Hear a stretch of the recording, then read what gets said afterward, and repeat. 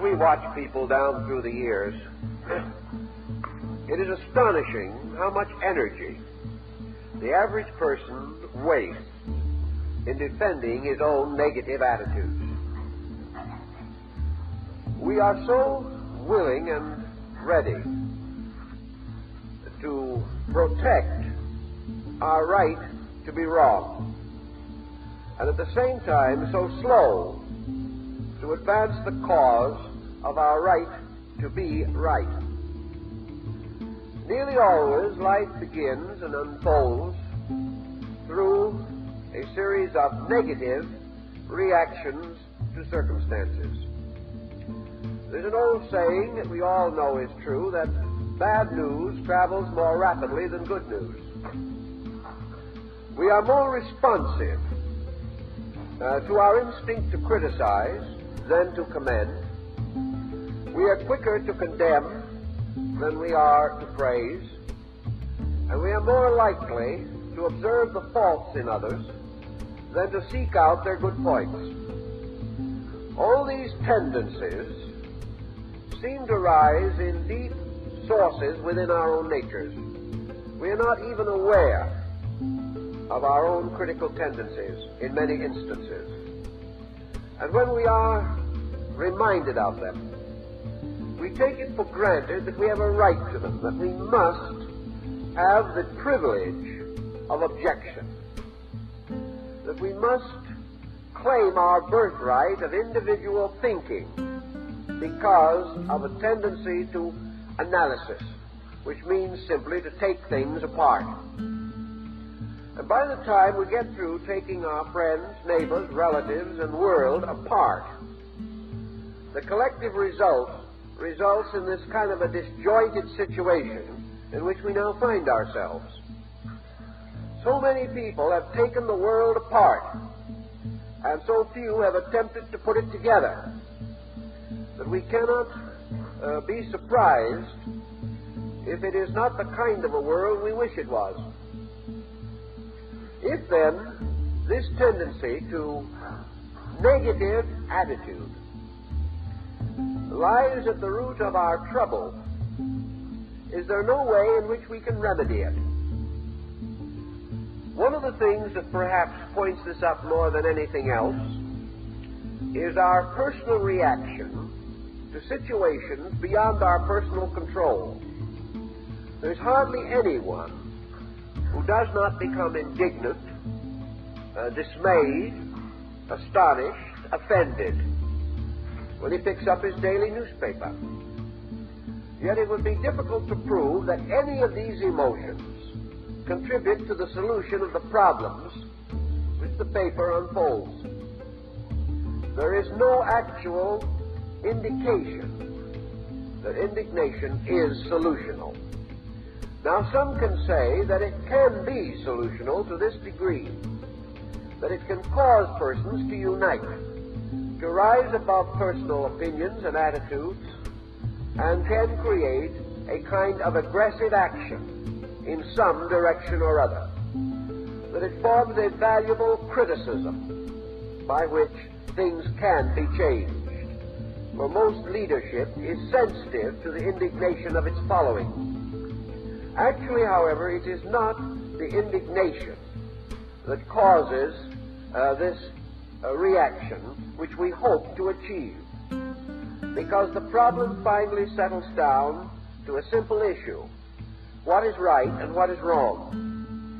And the individual attempting to solve this, coming to valid conclusions and clinging to that which is right, develops a strong, natural, defensive and offensive organism. He will support the things he believes.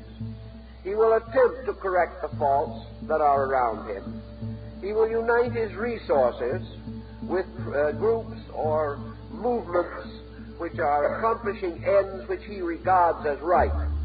But none of these things are accomplished actually by fretting, by fussing, by becoming angry or disturbed. The disturbance is merely a loss of energy. The solution is achieved by the individuals clearly defining what is necessary and doing it. Now, one of the reasons, I think, why we have a tendency to dissolve in conflicts within ourselves and with others is because conflict is our only outlet. We do not have any clear concept of solution. The individual confronted with a problem does not see how he can solve it. He does not see any pattern through the application of which the problem can be corrected. Therefore, he can only stew. He can fuss. He can fume. He can become disturbed. In this way, letting off steam. But this is only a manifestation of frustration. It does not lead to the answer. The reason why we do not have more answers is because we do let off too much steam without purposeful meaning or viewpoint. And also because in most instances we are untrained to find the answer. There is an answer to every problem. This answer does not lie in excitement. It does not rest in righteous or unrighteous indignation. It lies in skill. It lies in a disciplined method by which certain ills can be corrected. The application of the proper methodology to a problem must ultimately be solutional. But we look around us, we see the problem, and we recognize that we are unfitted to cope with it. Why are we unfitted? Because the sources of our instruction have generally ignored the need for the correction of existing problems. This does not mean that these sources are entirely sterile of constructive ideality. They are not. But like most of our thinking, our educational and cultural perspective jumps over the immediate, passes or bypasses the simple thing that is needed now, and escapes into generalities, dealing with large issues, but failing to meet the challenge of an immediate problem. Thus, we may have a strong training on what would be the theoretical course of our political, cultural, or economic life, but we are not trained to meet the daily emergencies of our own existence. We are not equipped to do so. We are not given the resources necessary to solve our problem. Nearly everyone who is out trying to solve other people's problems has problems of his own, which require immediate attention, but he is not able to cope with them. He is not able to meet them with necessary resource ability. If then, being frustrated, he sees no other clear course of procedure, we find him settle down into the cultivation of negative, fatalistic, and essentially detrimental personal attitudes. He becomes a fusser. He becomes a conscientious objector to everything. He becomes disillusioned, cynical, skeptical, and particularly among the intellectual group, he loses faith in the possibility of solution. We see this around us every day, where the individual is no longer attempting to plan in terms of solution, but is simply allowing himself to live from day to day in a world that is entirely unsatisfactory to him. This also, of course, brings us to one of the most important considerations that we have, namely the relative inability of any individual to change the collective pattern of society around him. A few powerful individuals may have considerable spheres of social influence, but even these spheres are strangely circumscribed. The moment an individual in high position attempts an action contrary to the general opinion of his time, he finds himself almost as limited as the private citizen. What is not supported by the average person cannot be attained by his leaders. And the average person today is not supporting. He is so much more against what he does not like than he is for what he does like, that practically every progressive effort of society runs into argument, discord, and confusion. The individual, then, being forced to live in a world essentially unsatisfactory to him, but a world which he has not the dynamic to change, a world in which perhaps his own attitudes are minority attitudes, and there is not sufficient support from others to make his projects possible. This individual falls back into hopelessness. He falls back into frustration. He gives up and takes various escape mechanisms as the only possible way to adjust to the pressures of living. These defeatisms are evident everywhere today, and we find an increasing tendency to ignore problems, or to regard them as hopeless, or to attempt to adjust to some compromise solution. We have often pointed out that if it is true that the individual must be the victim of collective pressures, then there cannot be any basic integrity in the universe. We are also reminded constantly of an increasing number of persons who do not believe that there is any essential integrity in the universe. They do not believe this because they cannot demonstrate it from their own experience. The philosophy by which we live is derived from our own observation and participation in living problems. If, therefore, we are unable to perceive law and order in the patterns which particularly affect us, we are not likely to acknowledge law and order in larger patterns more remote. So today there is an constantly increasing intensity of negation. The individual doubts. He no longer holds it to be essentially true that there is a patterned purpose behind life. If this negation continues to develop, we are bound to drift into an almost hopeless skepticism. But man himself finds his own drifting increasingly uncomfortable.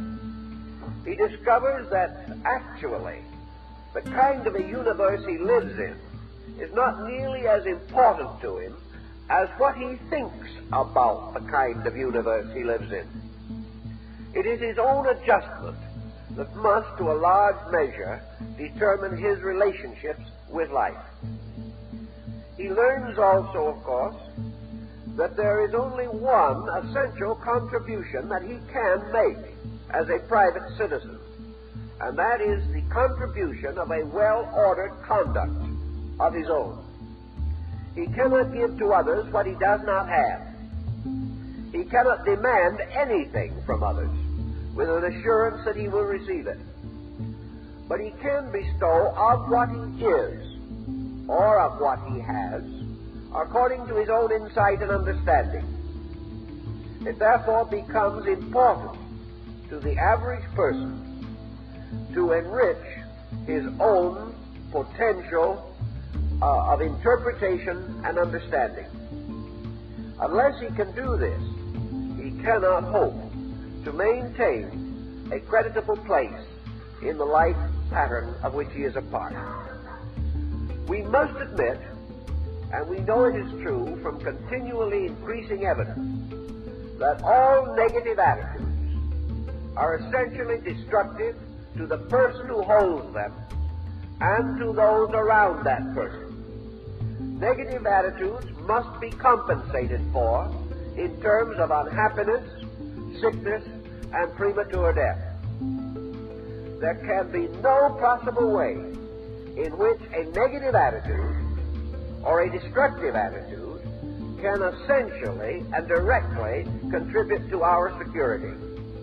The only way that it can contribute is because we ultimately discover the wrongness of it and are thereby perhaps impelled to search a better attitude. Actually, anything that is wrong in our own emotional and mental life will be interpreted ultimately in terms of misery and sickness. We cannot win with negation. We cannot criticize ourselves into health, but we can criticize ourselves into sickness. We cannot hate ourselves into peace of mind, but we can destroy mind and its peace with hate. Every negative attitude, no matter how much we defend our right to have it, or how justified it seems to be, must end in a negation in our own natures. Thus, the person who is a critic gradually destroys his social bridges. He becomes an outcast, and in loneliness and sorrow watches his life disintegrate. He will insist that his criticisms are valid, that what he says is true, but if it is negative, it does not help. And the individual whose discrimination, whose thoughtfulness continually lead him into negative discovery or the discovery of error, this individual ultimately becomes habit-ridden with negation and loses the power and the incentives to constructive thought. Nearly all of our psychological trouble today rests with unadjusted persons who have permitted themselves to develop negative mental and emotional habits. And as it is estimated now that in the next generation, at least 1 out of every 5 persons born in the United States will at some time be an occupant of a mental hospital. It begins to be a rather serious situation. And most of these persons, and I have worked with hundreds and thousands of them, who are in these hospitals are persons who have permitted bad habits of mind and emotion to come in and control their lives. Many of these persons have excellent explanations for why they are as they are, but such explanations do not help. The only explanation that is of any value to us is the explanation of how we stayed sane. The rest of it is not profitable. These individuals who are mentally and emotionally sick can prove to our satisfaction, perhaps, to their own satisfaction, certainly, that they are misunderstood, neglected, afflicted human beings, born in calamity and misery, and therefore fully entitled to fall to pieces. All this, however, does not solve anything, and the perpetuation of a philosophy of this kind cannot possibly bring any satisfaction, security, or health to anyone. The answer lies in a positive relationship with life.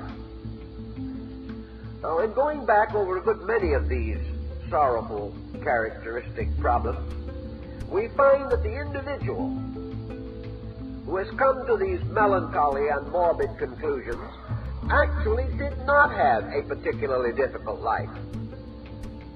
The individual who breaks under pressure is one of a community of persons, most of whom have had equal pressures with himself. It is not the individual who has gone through the most that falls to pieces. It is the individual with the least resource in himself. It is not the person who has gone through the greatest tragedy who is tragedy-ridden. It is the individual, perhaps, whose only tragedy has been his own selfishness.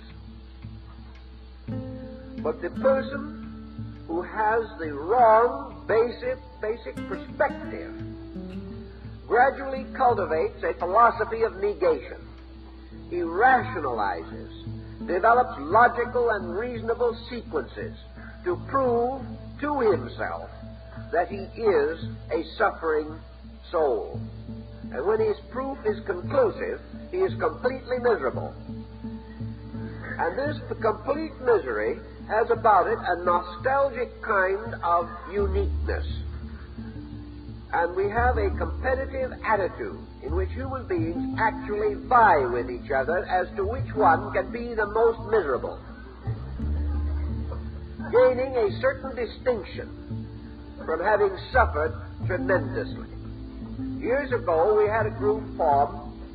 In fact, it was created quite a time ago, but became prominent about 20, 25 years ago. A group dedicated to public confession. These members would rise up in meeting and tell all their sins. It was a little confusing and a bit embarrassing, and did lead to a few lawsuits for slander and defamation of character. But the real cause of consternation was, you would think persons would be reticent to get up and admit the most intimate delinquencies. Instead of this, we found that many of these persons got up and proudly confessed delinquencies which they never had.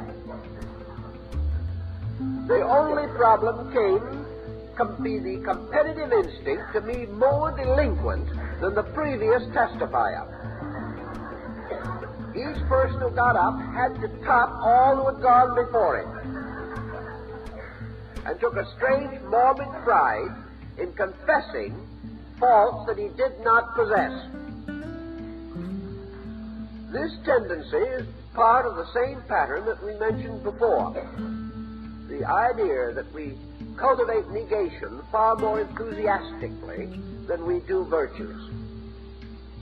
But this problem of competitive testimony of misery makes a certain importance in life. It causes the individual to feel a kind of significance. And it nearly always arises in a life not adequately occupied with other and more constructive activities. The complainer is nearly always a person whose life is not actively dedicated to some practical purpose. This endless complaining, this constant emphasis upon the evils of things, can be defended. Lots of persons have tried to defend it, making quite an heroic exhibition. But all of these individuals, defending or not defending, but clinging to this attitude, are less effective as persons than those with other attitudes. And we must assume in nature that there is a pattern of rewards and punishments which lie within the psychological and biological structure of man. Instead of assuming that he is punished by some arbitrary penalty in the universe, by some god of compensations, we observe that man is constantly rewarded and punished by the chemical consequences of his own conduct. It therefore has to follow that where nature punishes the individual for an attitude, and it would seem to me that loneliness, sickness, despair, sorrow, and frustration must be regarded as some kinds of punishments, that they are the consequences of actions which nature does not wish to see perpetuated. We have to assume that nature rewards obedience with security. That is, a maximum security under existing conditions, and punishes disobedience with insecurity. As our entire generation is lacking in security, as the average individual is insecure, we must assume that what he is doing, how he is thinking, what he is feeling, these things must be wrong, or they could not be punished by a just natural pattern. And each person must ultimately make an accounting to his own biology. He must face the result of his thinking and his feelings upon the cell structure of his own body, upon the circulation of the blood, upon the vital organs of his body, and upon his nervous system. If these are whipped by his actions and attitudes, then these actions and attitudes cannot be correct. Now, underneath all of this perhaps lies a deeper problem, namely that biology and physiology may not have been originally conceived or devised for the purposes to which man has dedicated his life. The individual has gradually become a highly complicated mental, emotional creature. And nature, apparently, regards complication as a fault. Nature does not reward any form of complication. The natural processes are direct and simple. And while we may not understand them all, when we discover a new phase, we are always amazed at its simplicity. Truth is usually overlooked because of its simplicity. So man was created, apparently, for a rather simple kind of life. Now, this does not mean that it was intended that he should be an agrarian to the end of his days, or that his entire psychology was built for the time when he lived in a hut in the forest. This is not true. But it is essentially true that man was not created to sustain the degree of wear and tear which he imposes upon himself.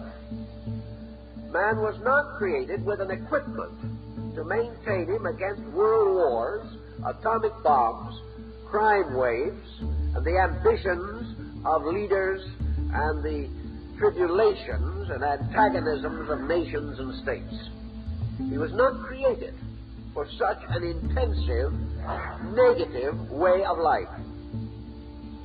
Thus, his very so-called advancement, with its continuous emphasis upon tension, pressure, and stress, this so-called advancement is resulting in a serious biological complaint which arises out of the bodies of those persons who have exceeded their own resources in their efforts to live.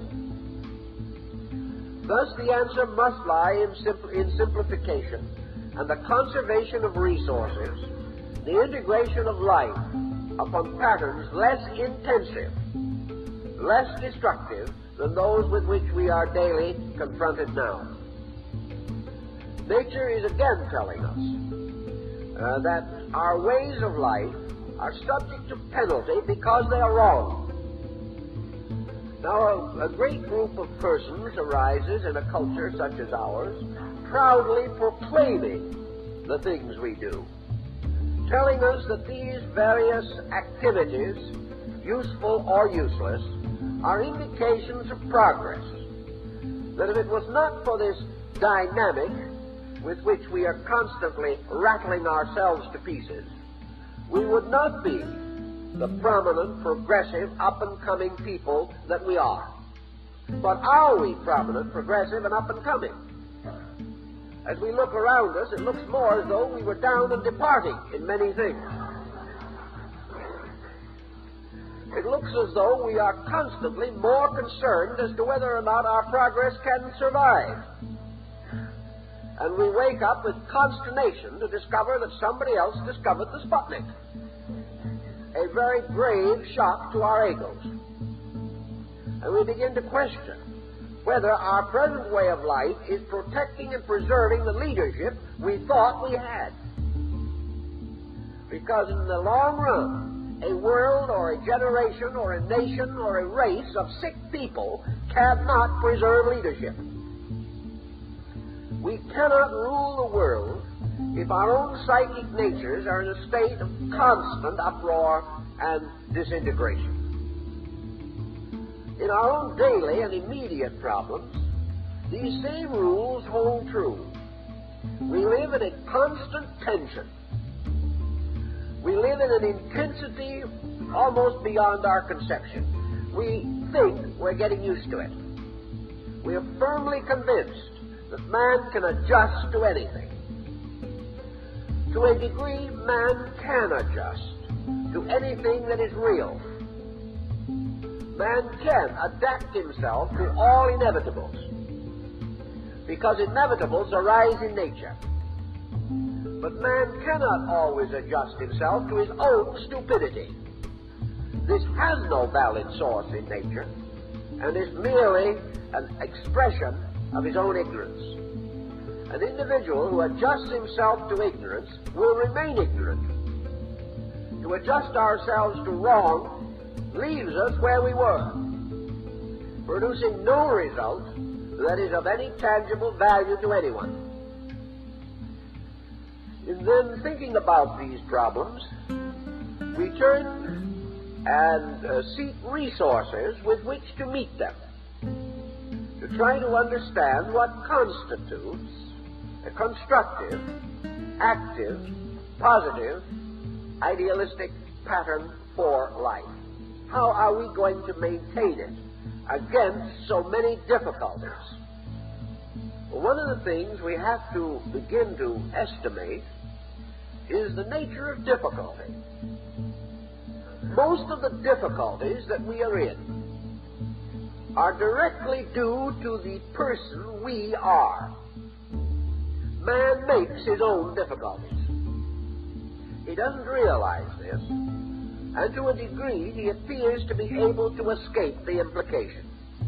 He can sit down and prove almost to the satisfaction of anyone's logic that he is not the cause of his troubles, that his neighbors are the cause, that his world is the cause, that high taxes are the cause. But actually, the individual is responsible for his own total degree of integration. Actually, taxes are not the cause of his worries or his fears. World conditions are not the causes. The real cause is in the bridge of his own mind. The cause of his trouble is his own attitude toward these problems.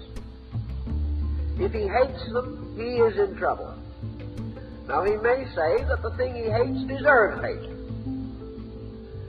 It may, theoretically, but he cannot afford to hate. It is too dangerous. And nearly always, hatred rises from shallow, inadequate estimation of facts. It is very difficult to understand things and hate them. We may understand them and regret them. We may understand them and hope that we can change them.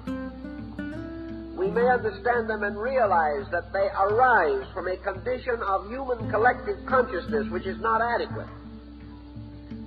We may observe that too much of our living is from the level of childishness rather than from the level of maturity. These things may become obvious to us, and we may find certain individuals particularly and devastatingly ignorant. We may also observe that the untutored and untrained person lacks the capacity for judgment and kindness and thoughtfulness. But out of the entire thoughtfulness which we have used, comes no longer an attitude of hate, but almost a sense of compassion, a great sympathy, a constructive sorrow for the misfortune of another person whose limitations make it impossible for him to see more correctly than he does. We gain from this a desire to help rather than a desire to condemn. And the moment the instinct to criticize is transmuted into the instinct to help, we are beginning to move onto a positive foundation. Anything that deserves criticism needs help. As long as we approach it on the level of criticism, we will not help. Some people, of course, insist that criticism is a help. But unless it is an essentially constructive approach, unless this criticism is backed by a tremendous depth of understanding and a practical solution to the problem, it merely compounds the dilemma. And to criticize things for which we have no solution cannot be regarded as a good vocational activity. Thus, in the understanding which we develop, our tremendous hatreds and our intensities gradually disappear. And in their places, we have a thoughtful, perhaps sadness, but most of all, a deep realization that behind and through things that appear to be wrong are motions which are essentially right and which will come to their own in due time.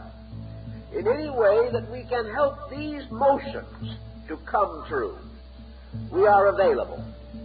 But mostly these constructive motions require a very great degree of personal composure. And when this is lost, the constructive motions are also lost. To then approach this problem, we have to build a philosophy of living, a concept of life that relieves us from the need to condemn. We must find a way of internal adjustment that permits us to recognize error and regret it, but not to be confused by it.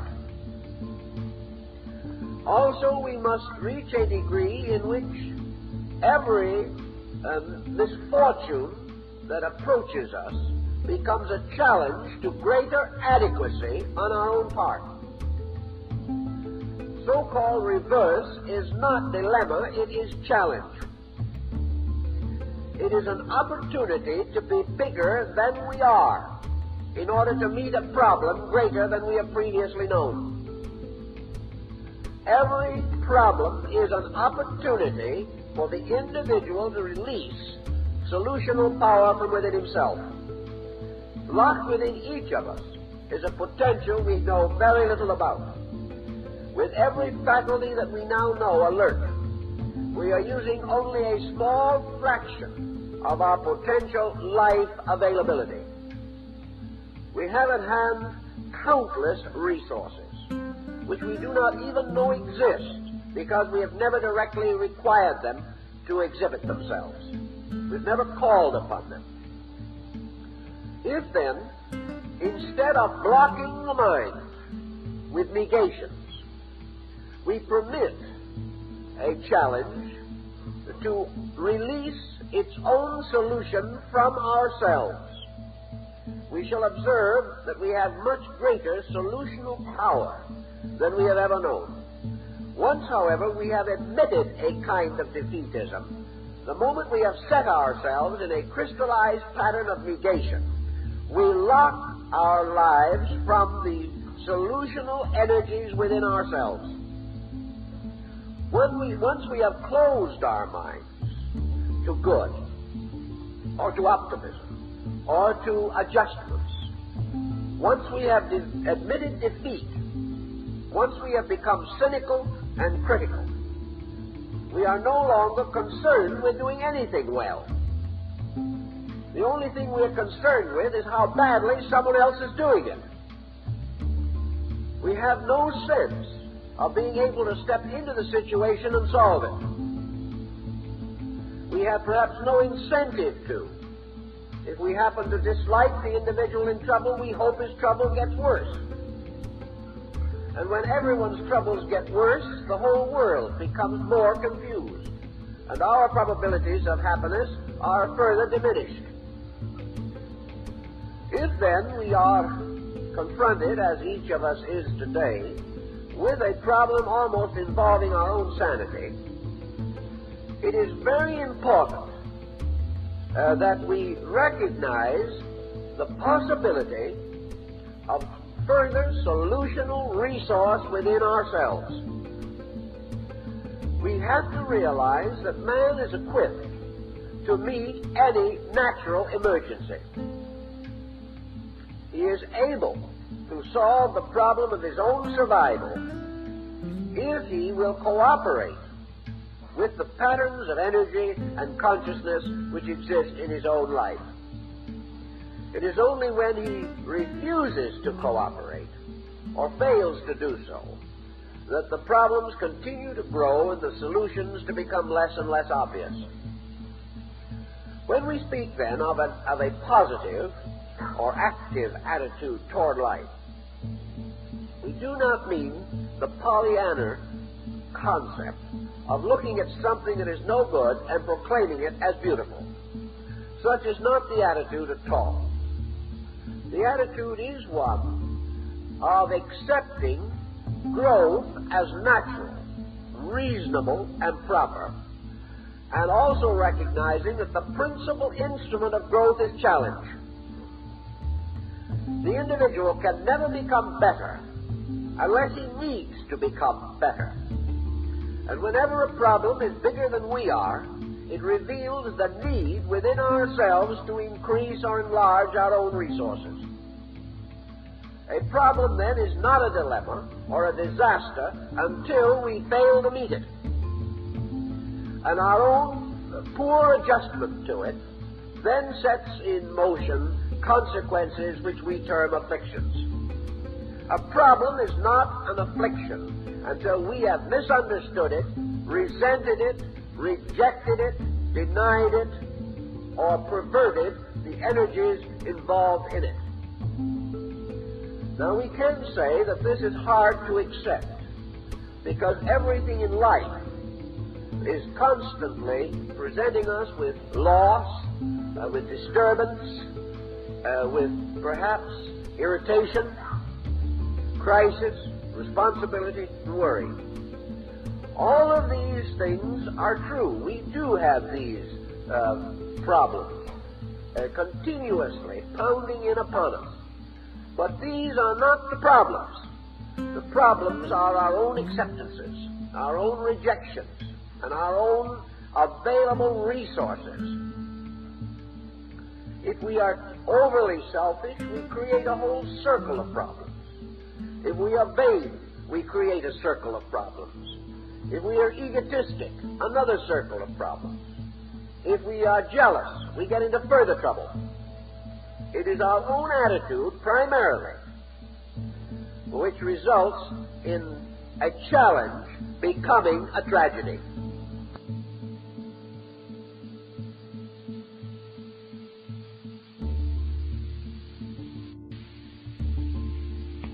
It is only a tragedy when we have misunderstood or confused it or rejected the lesson which it contains for ourselves. To say this means nothing, except perhaps to stimulate a little thinking along these lines. Behind the saying of it, there has to be a total philosophy to sustain it.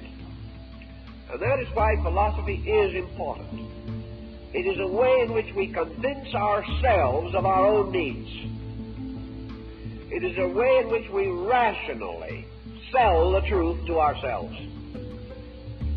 It is not a substitute for conduct, but it can be a tremendous incentive to conduct.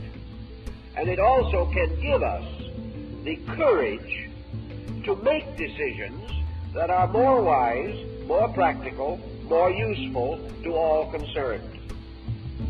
Under those conditions, philosophy begins to unfold to us the idea of a universe in which what we call good and bad actually have no existence except in man himself. A universe that is ruled by facts, by truths, by realities. Everything is as it is.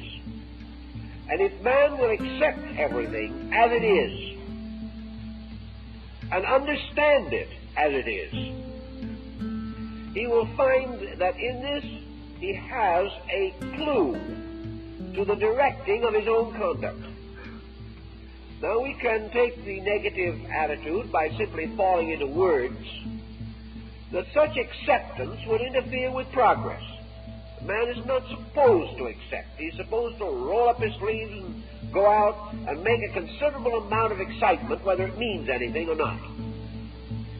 Actually, however, by acceptance, we do not mean to sit back and do nothing.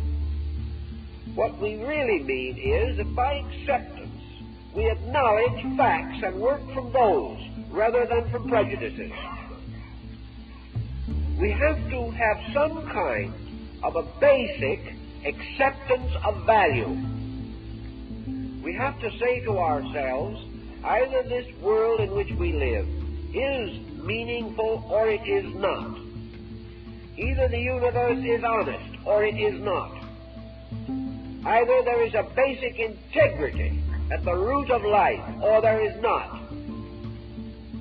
We cannot carry water on both shoulders in these matters. We cannot affirm one thing one day and deny it the next.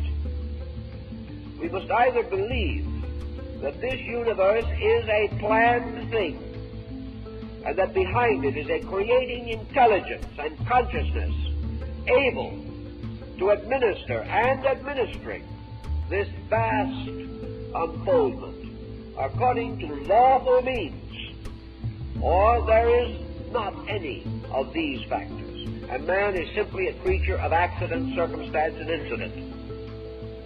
If we take the second position, then we must live by that, which means that we must live with total purposelessness, because then nothing is important.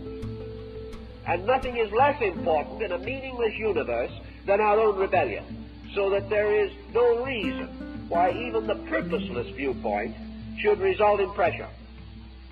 If nothing means anything anyway, why should we spend all of our time being angry about something, pleased about something else, and miserable in anticipation of a third thing? If nothing is important, then life becomes something so completely ludicrous, ridiculous, that there is no sense in any sense whatever. If, on the other hand, there is a purposed existence, then we must begin to accept certain moral values.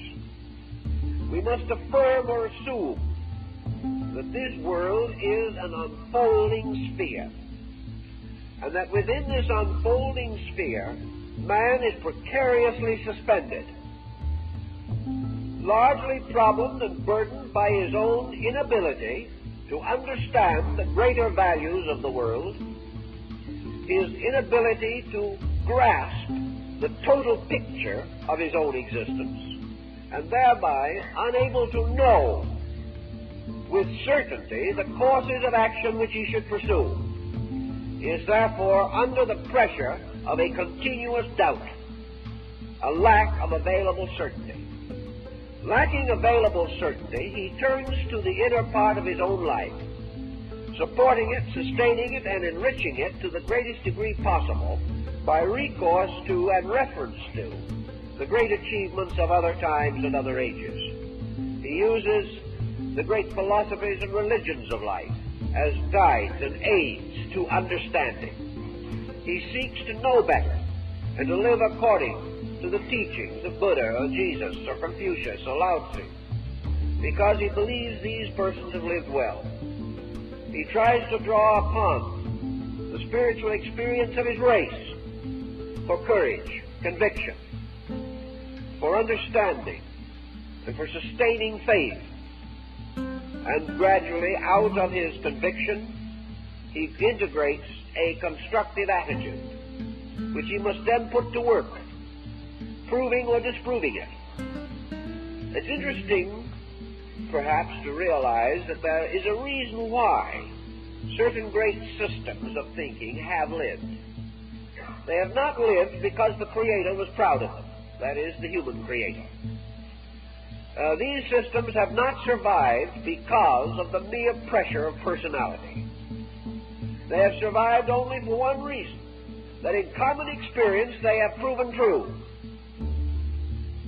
That individuals have found in these teachings, religious, philosophical, principles which when applied are ever true, which when lived produce results which are commendable, constructive, and secure. That these teachings are better than the absence of them. That they have given us a stronger personal way of life, a way of life more likely to produce happiness than a way without these teachings and this level of understanding. Thus, humanity has created its own saints by recognizing and rewarding those whose ideas have become an imperishable part of human good. And in this way, we begin to sense that man is forever experimenting with value. All of these great teachers have united in certain positive concepts. They have pointed out the importance of a dynamic faith. They have recognized the tremendous importance of a non-aggressive attitude toward life, a completely different perspective from ours. We live in an economic and political world continuously aggressive, and yet we live with religions, churches on every street corner practically. Two-thirds of our population nominally religious. We live in a tremendous religious atmosphere of renunciation, of unselfishness, of impersonality, of the acceptance of evil but not the doing of it, and of the tremendous importance of returning good for evil. These things we affirm. We believe, but we cannot operate them in our daily life because they run headlong into the small personal prejudices which are more important to us than principles. Yet therapy lies directly in this level. No one wants to be sick. Very few people can afford to be sick under the existing conditions. And socialized medicine is no solution in the sense that it will not give back to the individual his proper energies, even if it helps him to pay the bill for his mistakes. In the sense of paying the bill, it does help, but it does not solve the problem. The problem lies not in getting well, but in staying well in the first place. And these great philosophies that we have known, as Christianity, Buddhism, Judaism, Muslimism, Taoism, Confucianism, Hinduism, these great philosophies have been in common agreement. And millions of human beings, hundreds of millions, living under them for the last 2,500 years, have discovered as factual experience within themselves when they have been able to be big enough and strong enough to live these principles, that in the recognition of a non-combative, non-competitive code lies the health and security of the people. That we are not ever going to attain peace, happiness, serenity, or security by a constant psychic pressure, by constant irritation and agitation. But we're going to find the solution to our problems in the integration of our own resources. Assuming for a moment that we will acknowledge with Western man, even though Eastern man is not entirely of the same opinion, that there are many problems that can be solved with good thinking, that real thoughtfulness and real regard, friendship, thoughtfulness, and affection, simple, direct, sincere, these will solve many problems. But how are we going to have any of these qualities, simple and sincere, while we remain totally complicated, the victims of pressures from within our own psychic natures, eternally destructive of simplicity and sincerity and affection and regard? How are we going to dislike people often enough and long enough to attain this serenity we talk about?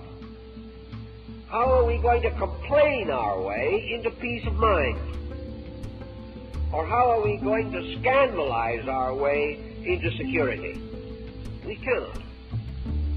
And to achieve our ends, we have to begin to reintegrate our own basic standard of values.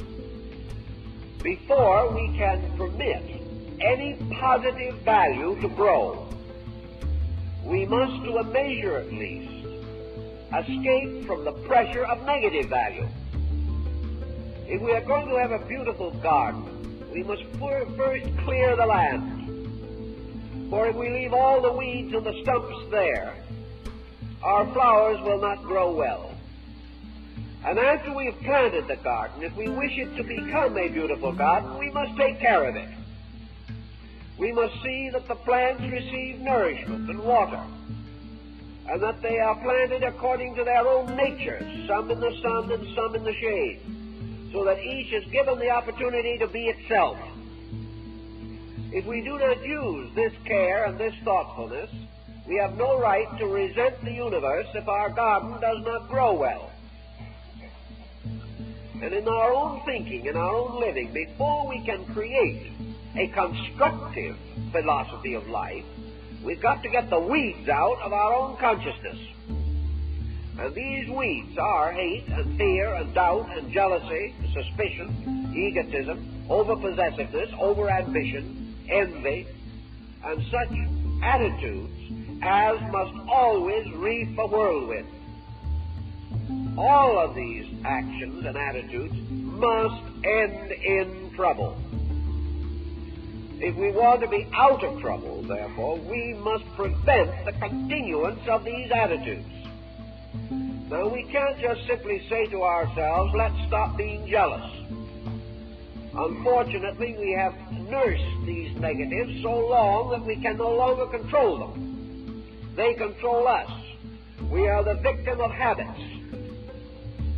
And these habits are those of negation.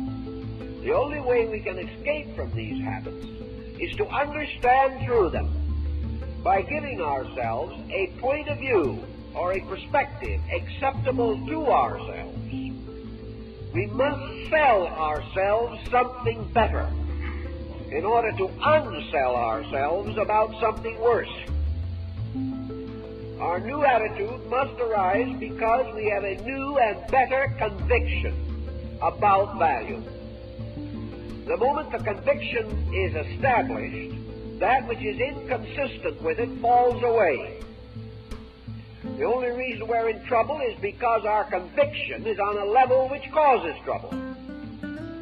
When this center of conviction changes to another and better level, the trouble falls away. We cannot escape jealousy and fear and all these pressures simply by denying them or by attempting to frustrate them violently in our own natures. But we can gradually become educated. We can gradually find out what true learning means, and that learning is really helping to build higher levels of conviction, giving us better instruments with which to estimate values, giving us stronger inducements to seize and think straight, and through the straightening out of our own crooked thoughts, relieving ourselves of the pressure of convictions that are essentially wrong. Thus, by degrees, we can create a new level of action. And this new level of action must precede any change in our living. As long as we remain the same, our condition will remain the same. No individual, simply by wishing without doing, will change the pattern of his life. If, then, we wish to get a truly secure position, we have several possibilities. We all know, for example, the peculiar effect of intelligence upon audacity. It has been observed and noted for a long time that to get a person who is really a man of action, you've got to get a stupid one. When you want to get a real world conqueror, like Adolf Hitler, You must get a little man who has never left home. You must get an individual with a closed mind and a comparative lack of capacity to think. The moment the individual begins to think seriously, he is less sure of himself. Thinking, in other words, does not create egotism, primarily. It has a tendency to create fear. The reason being that the more we think, the bigger the world looks and the smaller we look. The individual who hasn't thought at all has a solution for everything and will never know whether it will work or not, because he has no way of applying it and no instruments suitable to experiment with his own ideas. But the moment we study humanity, we suddenly realize that the universal panacea is extremely difficult. The more we know about people, the less certain we are what will help them. Thus we pass intellectually into a kind of uncertainty. An uncertainty which causes the contemplative person to be accused of being non-active. Actually, he may become so, but not necessarily as the result of contemplation. Because contemplation has as its real end the conservation of energy. Its purpose is to recognize that you cannot attack 10,000 problems like Don Quixote de la Mancha, lancing windmills, that you cannot go out on a knight-errantry of reforms, simply attacking this evil and then that evil, and finding that for every head of evil you cut off, 7 more grow, as in the Greek myth. The contemplative person is looking to find the root.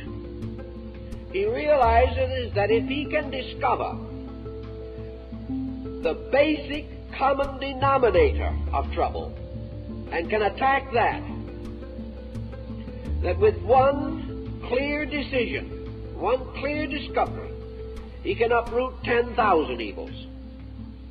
That behind all of the mistakes we make, there is one basic tendency to make mistakes. That behind all of the wrong thoughts, wrong emotions, and wrong actions that exist in the world, there is a fallacy. And that this one fallacy must be attacked in some way. That the only answer lies not in tearing the leaves off of the tree, one by one, for they will grow again next year. If the tree is poisonous or injurious, the only way to get at it is to chop it down at the root. Otherwise, you cannot remove it. You cannot end it. So the contemplative life turns away from a non-valid action that we are all guilty of. This action of trying desperately to fight particulars, and causes us to turn to the contemplation of those great general principles which are responsible for all the particulars we do not like. And as we go further and further into these problems, we realize that error, as we know it, stems from a wrong concept, a wrong premise, a wrong attitude basically toward life. And this wrong attitude, whether we want to admit it or not, is an attitude of aggressiveness based upon ego, by means of which man is attempting to dominate something that he should obey. He is trying to be free from law, when his only hope is to be free under law. He is attempting to impose himself upon the world, refusing to recognize the fact that he's totally incapable of wisely administering this world he is attempting to conquer. He is trying desperately to cause the universe to be under the guidance of his mentation, when up to the present time he has been unable to demonstrate that with his own mind he can govern even himself. So there are basic errors. And most of these basic errors root in aggressive egoism, root in this concept that we are right and that we are born to command, when we are probably actually wrong and are born to command only our own resources, which to us is not a glamorous perspective. Out of this, then, man has to reintegrate his way of life. What he is doing is destroying it, and he knows it. Therefore, he cannot sustain it, and he cannot defend it. He can only tolerate it. And as it becomes more intolerable, he will have more difficulty tolerating it. What he must have is a way of life rooted in nature's purpose, in the universal dynamic itself, not in his concept of things. But he says, I can't do this because I don't know what it is. The reason he doesn't know what it is because he has done so much agitating of himself that he has never been receptive to value. Man possesses, of all creatures, the only group of truly reflective powers that we know. Man alone is a contemplative animal. And because he is a contemplative creature, he has a power greater than any other animal that we know. But he doesn't contemplate. And because in the production of his contemplative nature, certain other faculties and certain other propensities were limited, man finds that he is weaker than the animal in many ways, less intuitive than the animal, less able to depend upon integrity of instinct than the animal, and at the same time not using the contemplative faculties by means of which his own peculiar existence can be preserved. To meet this emergency, the individual must reverse certain procedures. One of the things he's got to do, somewhere along the line, is to break down this aggressive negation with which he occupies himself morning, noon, and night. This endless fault-finding, this endless cycle of trying to impose his own ways upon others, and also this tremendous effort to keep up with the silly momentums of his time. If he doesn't do these things, if he doesn't make these changes, he will simply go into oblivion with the rest of a foolish generation. He will not win. He cannot. Because the final criterion is in his own body, in his own emotional construction, which is falling to pieces because of abuse. And this abuse will never be acceptable and will never be the basis of health. And as man tries desperately to adjust to one group of errors, he develops another, keeping his entire structure in an endless state of tension. So a constructive or positive attitude in this situation consists in the individual attaining a detachment from negation first, a relaxation away from criticism, away from suspicion and doubt. Not the acceptance of things that are wrong, but the recognition that his power to solve what is wrong lies in the active use of his contemplative faculties. Man's solutions to his problems must be on the level of man, not on the level of beasts. War is an effort to solve human problems on the level of beasts, and it cannot succeed. Each human being has within himself a contemplative power where he must solve his problems by arbitration rather than by violence. When he neglects the power to arbitrate, when he neglects the contemplation of solution, he destroys his humanity, destroys the uniqueness by means of which he has a reason and justification for survival. So we say that the person in these problems, in his daily living, must begin to relax away as far as he possibly can from these intensities, recognizing them not as virtues, but as hidden vices. Perhaps we would have a tendency to correct some of these difficulties if we recognize them as faults, but we do not. We have grown so accustomed to them, we think of them as virtues, as indispensable parts of ourselves. Our right to criticize is a sacred right. Our right to condemn is something that we will fight and die for. And yet neither of these, criticism nor condemnation, solve anything. They merely magnify and complicate the problems of living. If we can ease down on this a little and give ourselves a chance to relax and allow the contemplative level to come through, we will find that in a more impersonal attitude, less dominated by destructive intensity, we are in a position to discover workable solutions. Intensity destroys our power to solve. Anger destroys our power to think. Hate destroys our power to love.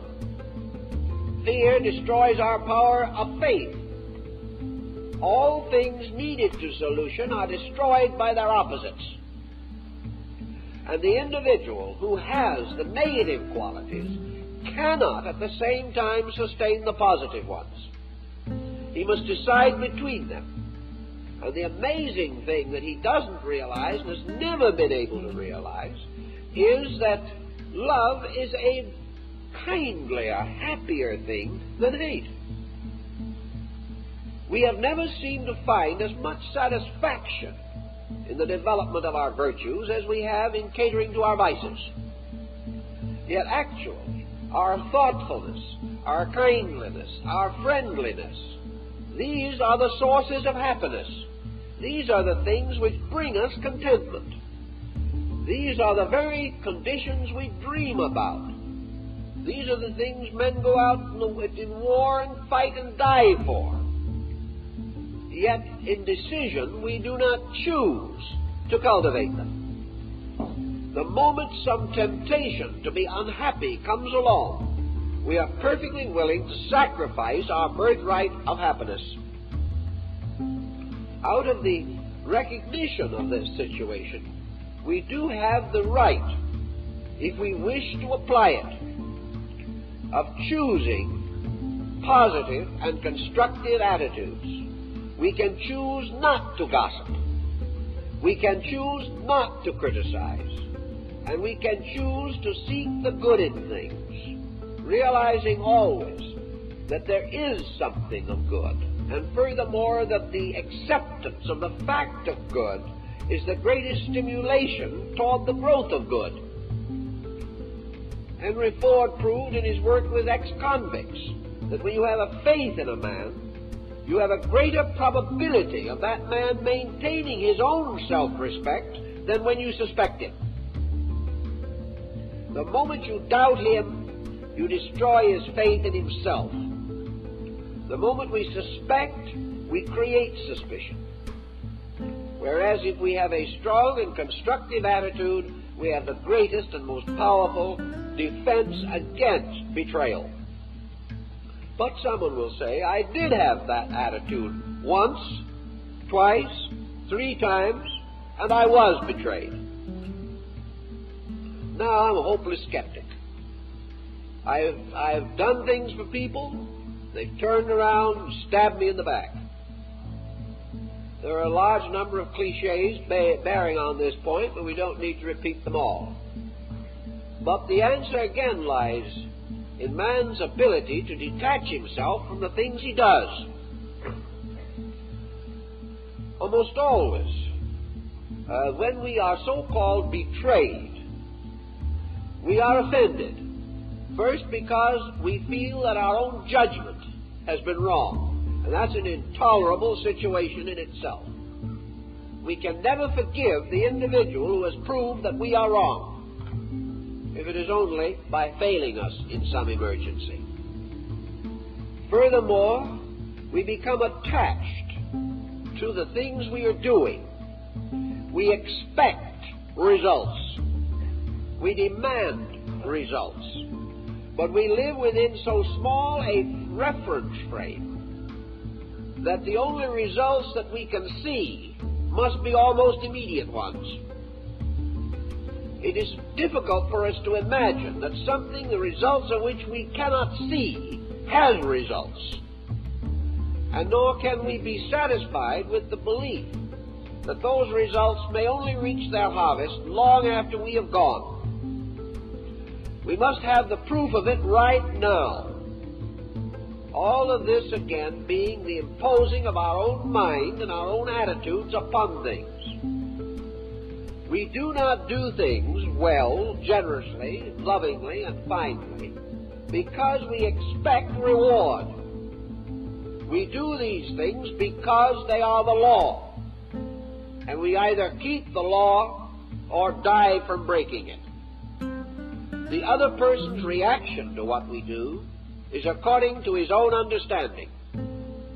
We are not responsible for his understanding, but we are responsible totally for our own. And if 5,000 persons fail us every day of our lives, that is no excuse for any human being to become cynical.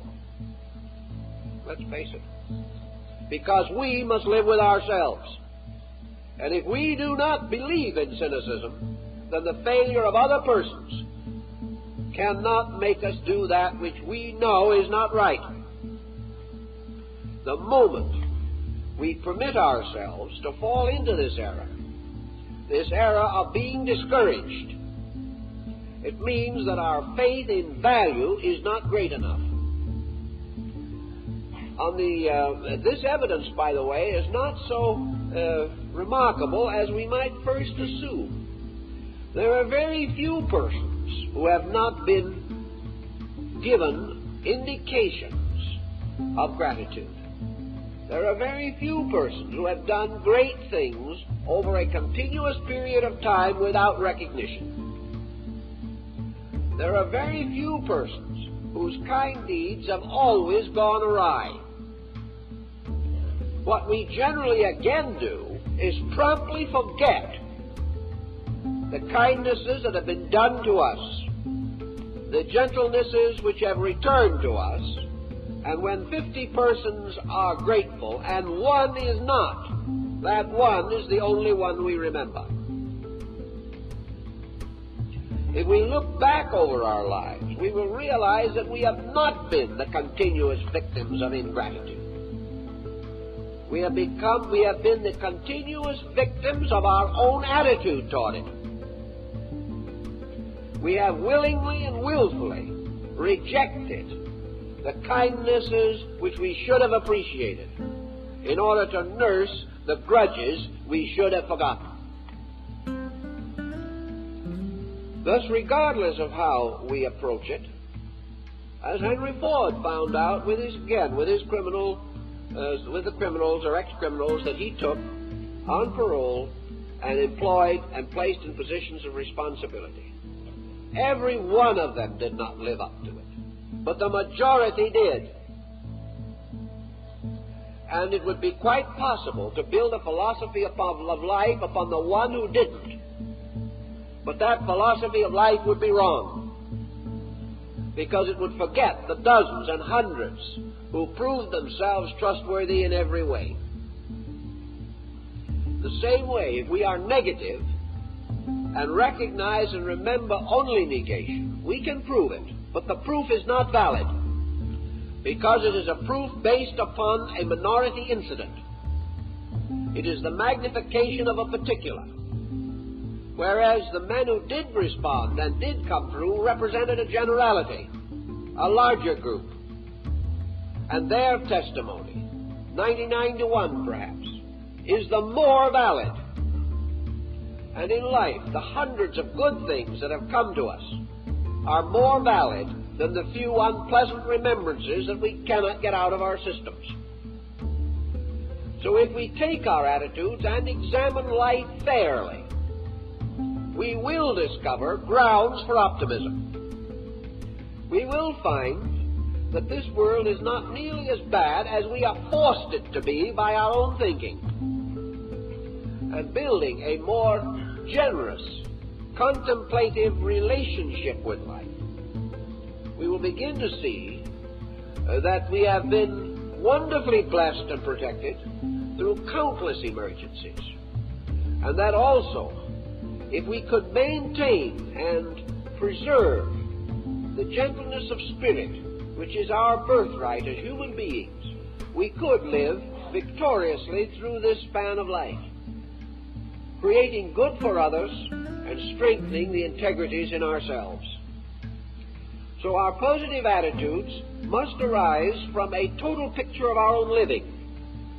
When we shall discover that actually we have enjoyed much more than we have suffered, and if we have suffered, it has usually been because we were not big enough and not deep enough to find the value, the basic beauty, the deep meaning, the important instruction in certain experiences.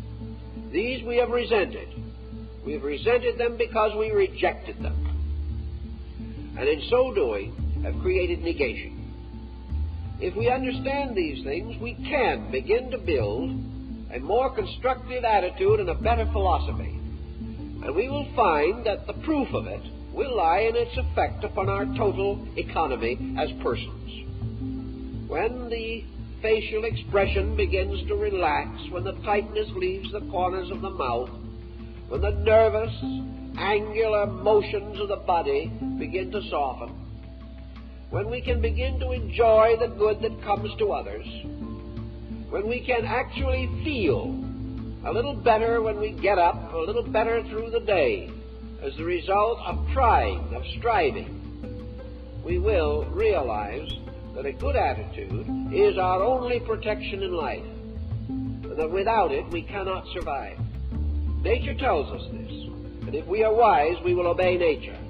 And watching nature's way, we'll probably discover that we can save ourselves many sorrowful hours, many years of reverse, and many misunderstandings which are due only to our own lack of perspective.